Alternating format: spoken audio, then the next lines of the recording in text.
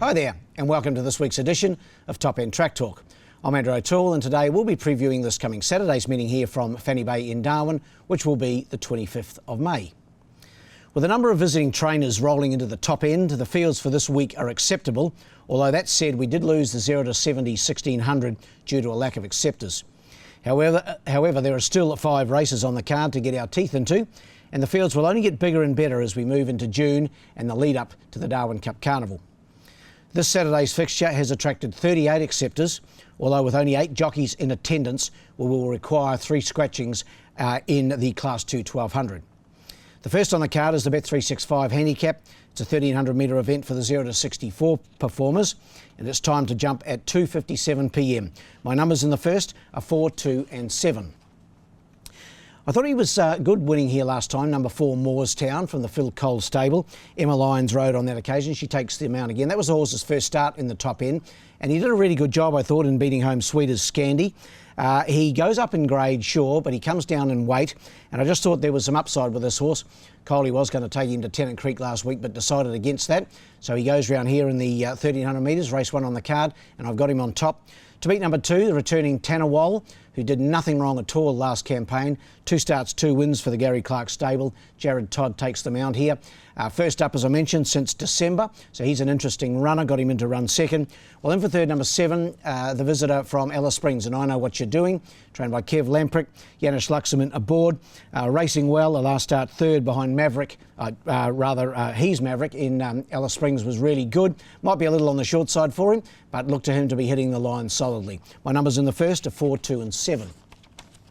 The second's the feature, the Darwin Cup Carnival on Sale Handicap, another 1300 metre event, and this for the open gallopers. This is a Gary Clark benefit. 5 runners, all trained by the master, and my numbers are 2, 3 and 1. Number 2, Wolfburn. He's the in-form galloper. He's probably the early favourite for the Darwin Cup if you want to really have a think about it. He resumed here last time on the 25th of April. He'd had a few runs in Adelaide before coming back north, but that was his first run back in the top end, and he did a good job over 1200 metres, beating home Swing with Junior. That was in benchmark company. This the open, carries 59 kilograms, same as he carried last time. The extra 100 metres will suit him. Jared Todd aboard, and I think he'll continue on his winning way. Number 2, Wolfburn. To beat number 3, Bell's Banner. She's been doing nothing wrong. 2 wins, 2 seconds, her last 4. Of course, Aaron Sweeney aboard for Clarkey. And in for third, number 1, Siakam. Carries 59 kilos, the same as Wolfburn. Jade Hampson takes the mount here, so he will get a claim. 1.5 kilos comes off. And Siakam similarly racing well. Third last time out to Wolfburn, and his earlier form was 3 seconds in a row. So he's done nothing wrong either. Numbers in the second are 2, 3 and 1. The third's the tab we're on handicap. This over the 1200 metres for the Class 2 gallopers. This the race that I mentioned earlier. It has 11 acceptors, but with only 8 jockeys, 3 will need to be withdrawn on the morning of the races. My numbers in this event are 3, 7 and 10. Going here with 3, Motivated Miss, trained by Jason Manning and Vanessa Arnott in the saddle. Resumed from a good spell with a very good win here on Anzac Day. Led all the way on that occasion, beating Captain George. And I see no reason why Motivated Miss can't go back to back. She was really good on that occasion, and Jason has given her time to get over that run, and I've got her on top, number 3. Ahead of 7, Magnetic Tycoon. I think this horse is getting close to a win for Gary Clark and Jared Todd. Drawn awkwardly, that's the only downside. He goes from barrier 10, although may well come into a 3 with scratchings. Last couple of runs have been good. 4th placings behind Spaceship, and then behind Patriotic King, and I thought that last run over the 1100 was pretty good behind Patriotic King. In for third, we're going with Curacat, number 10, a stablemate of Motivated Miss.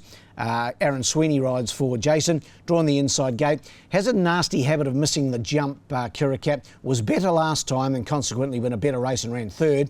If she gets away with them, I think she'll be right in the finish. So my numbers in the third are 3, 7 and 10. We go to the 4th, the Sky Racing 3-year-old handicap. This for the 3-year-olds, it's an average benchmark, and it's over the 1100 metres. Just a field of half a dozen to go around here, and my numbers are 1, 3 and 2.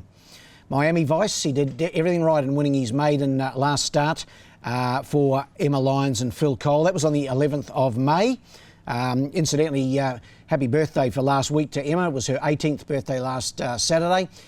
She obviously celebrated that and gave Tennant Creek a miss, so I hope she had a great weekend and continues on her winning way. I think Miami Vice will be very hard to beat for Young M, so we're going with number 1 ahead of 3, I Be Good. Now this was the horse that ran second to Miami Vice last start, so we're going around that form. Jade Hampson for Tayan Holter. It was its first start in a race last start and should be improved by that experience. And in for third, number 2 Frankfurt. He's the Alice Springs visitor, trained by Kevin Lamprecht. Janis Luxemon aboard. Has finished third on the Pakenham Synthetic, second at Geelong and third at Hamilton before coming to the Territory. This will be his first start in the NT, so keep an eye on Frankfurt. Probably a little on the short side for him, but watch for him to be hitting the line strongly. Numbers in the fourth are 1, 3 and 2. In the last, the DTC Best Marketed Club 2024 Handicap. It's over the 1600 metres for the 0 to 58 gallopers. My numbers here are 3, 2 and 1. I think Gary Clark can have another good day. He's been really training a number of winners lately. I think his last 4 meetings here, he's had something like 3 trebles and a double. And I think he can continue on Saturday, and Tiara Jewel gives him another good chance in the last. Toddy in the saddle, last starts third on the 7th of April. That was on Alice Springs Cup Day behind Mace's Razor. That was a 62, drops back in grade to this 58. Had a trial here the other day to fit her for this, and I think she'll take plenty of beatings. She'll probably lead from that inside barrier of 3 and take a lot of beatings. She's won 4 times at the mile. 3 on top to beat 2 Rising Fire. He just can't seem to win a race on this track. Vanessa Arnott for Jason Manning. But that said, he's racing consistently. Only needs an ounce of luck and he'll be right in the party.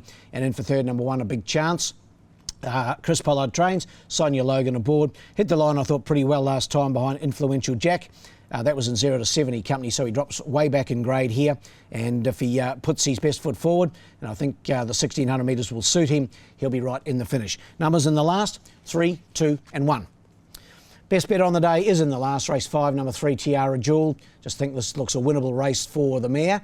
As I mentioned earlier, she has a very good record over this trip, and I think she can make it win number 5 over the 1600 metre trip here in Darwin.